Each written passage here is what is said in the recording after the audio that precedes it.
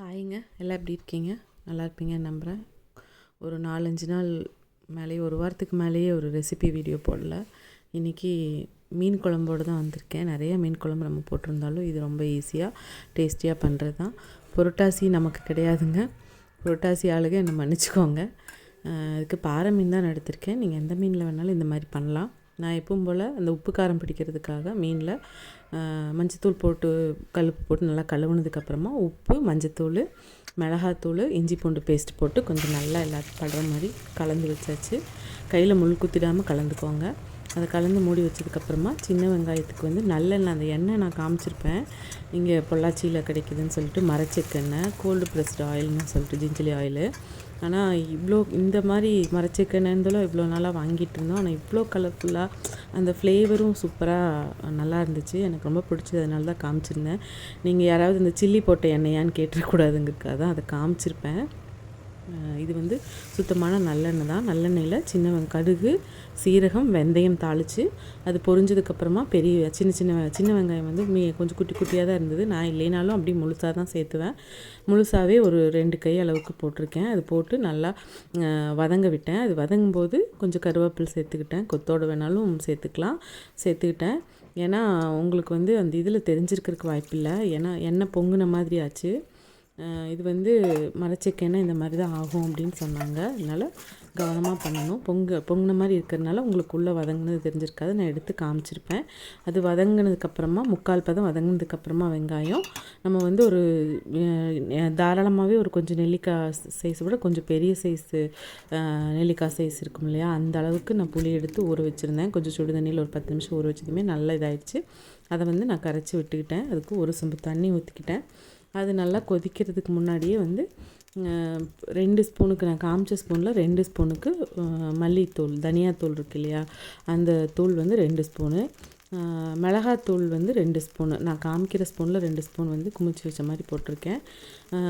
இது வந்து நல்லா கலந்து விட்டுட்டு இந்த புளி தண்ணியோடு அது நல்லா கொதிக்கிறதுக்காக தான் கலந்து விடுறேன். அதுக்கப்புறமா நான் காட்டுற ஸ்பூனில் 1/4 ஸ்பூனுக்கு கொஞ்சம் அதிகமாக மல்லித்தூள், குருமிளகுத்தூள் இருக்குது இல்லைங்களா, அது சேர்த்துக்கிறேன். அதுவும் சேர்த்து நல்லா கொதிக்கட்டும். இந்த குழம்பு வந்து ரொம்ப ஈஸியாகவும் வச்சிடலாம், பேச்சுலர்ஸும் வச்சிடலாம். வீட்டில் இருக்கிற இந்த பொடி கண்டிப்பாக எல்லா வீட்லேயுமே இருக்கும். அதை வச்சு டக்குன்னு செய்கிற மாதிரியான குழம்பு தான் இது. வந்து குருமிளகு தூளும் போட்டு கலந்து விட்டாச்சு. கலந்து விட்டதுமே பார்த்திங்கன்னா உங்களுக்கு அந்த கலர் வந்து அப்படி சூப்பராக இருக்கும். நான் எந்த ஃபில்டரோ எதுவுமே யூஸ் பண்ணலைங்க, ஃபோனில் தான் எடுத்துகிட்ருக்கேன். கலர் சூப்பராக இருக்கும். இப்போ போடுறது குழம்பு மிளகாத்தூள். நம்ம வீட்டில் குழம்பு மிளகாத்தூள் இருக்கும், இல்லைன்னா ஆச்சி, ஜேபி நிறைய இருக்குல்லங்க, சக்தி, எதில் வேணாலும் குழம்பு மிளகாத்தூள் இருக்குது. அது ஒரு 2 ஸ்பூன் போட்டுக்கோங்க. இது நம்ம எதுவுமே அரைக்காமல் தேங்காய் மட்டும் அரைச்சி விடுறதுனால இது சேர்த்துறேன். நம்ம எல்லாம் சீரகம், மல்லி எல்லாம் வறுத்து அரைச்சி செய்கிறோம்னா இந்த பொடி நம்ம ஸ்கிப் பண்ணிக்கலாம். இப்போ இந்த பொடி போடும்போது கொஞ்சம் ஃப்ளேவர் நல்லாயிருக்குங்க, அதுக்காக தான். இப்போ நம்ம அது வந்து கொதிச்சிட்ருக்கட்டும். அதை மூடி வச்சுட்டு இந்த பக்கம் வந்தாச்சு. மிக்ஸி ஜாரில் நான் துருவி வச்சுருப்பேன் கொஞ்சம் தேங்காய். அதில் வந்து கொஞ்சம் அந்த தோடோடு வந்த மாதிரி இருந்தது, அதையும் வந்து எடுத்துக்கிட்டேன். இது ஒரு அரை மூடிக்கு கொஞ்சம் அதிகமான தேங்காய். அதில் ஒரு 10-12 பூண்டு போட்டேன். 4 தக்காளி பழம், நான் காமிச்ச தக்காளி பழம் சைஸில் 4 தக்காளி பழம் எடுத்து எல்லாம் நல்லா ஃபைன் பேஸ்ட்டாக அரைச்சி வச்சாச்சு.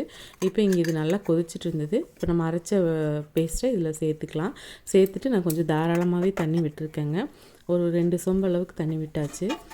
எனக்கு கொஞ்சம் குழம்பு வந்து கெட்டியாக இல்லாமல் தண்ணி மாதிரி வேணுங்கிறதுக்காக தண்ணி விட்டுட்டு அதை நல்லா கலந்து விட்டுட்டு தேவையான அளவுக்கு உப்பு, கல்லுப்பு சேர்த்தாச்சு. கல்லுப்பும் சேர்த்து நல்லா கொதித்து எண்ணெய் பிரிஞ்சு வர அளவுக்கு நம்ம கொதிக்க விட்டுக்கலாம். பார்த்திங்கன்னா நல்லா கொதிச்சிருச்சு. இன்றைக்கி நான் மண் சட்டியில் செய்யலை, நார்மலாக மண் சட்டியிலே செஞ்சிட்ருக்கோம். ஒரு வேரியேஷனே தெரியாத மாதிரி இருக்கும். நிறைய மீன் குழம்பு வேறு போட்டாச்சுன்னு சொல்லிட்டு தான் இந்த பாத்திரத்தில் வச்சுருக்கேன். இப்போது நல்லா கொதிச்சு சைடில் பார்த்திங்கன்னா எண்ணெய் நல்லா பிரிஞ்சு நிற்கிது. இந்த ஸ்டேஜில் நம்ம மேரினேட் பண்ணி வச்சுருந்த மீன் எல்லாத்தையும் போட்டுடலாம். போட்டுட்டு தனித்தனியாக தள்ளி போட்டுருங்க. போட்டுட்டு கொஞ்ச நேரம் எதுவுமே பண்ணாமல் விட்டுட்டு அப்புறமா கீழே சைட்லேருந்து அப்படி கரண்டி வச்சு பண்ணுங்கள். அப்போ தான் மீன் உடையாமல் இருக்கும். நல்லா சலசலன்னு கொதிச்சதுக்கப்புறமா மல்லித்தலை, கருவேப்பிலை எல்லாம் தூவிக்கலாம்.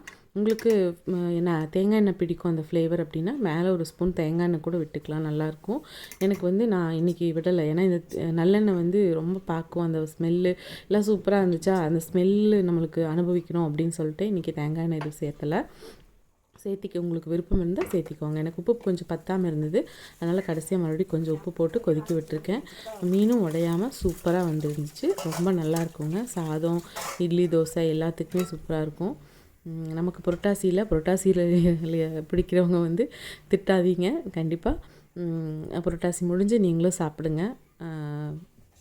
கண்டிப்பாக என்ஜாய் பண்ணுவீங்கன்னு நினைக்கிறேன். இந்த குழம்பு வந்து ரொம்ப டேஸ்ட்டாக, பார்க்கவே ரொம்ப நல்லா ஒரு நம்மளை வந்து டெம்ப்ட் ஆக்குற மாதிரியே தான் இருக்கும். உடையாமல் எவ்வளோ அழகாக பீசஸ் இருக்குது பாருங்கள்.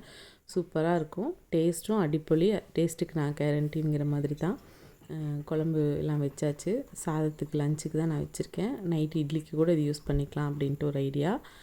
கண்டிப்பாக இதே மாதிரி செஞ்சு பாருங்கள். ரொம்ப ஈஸியான ரெசிபிங்க.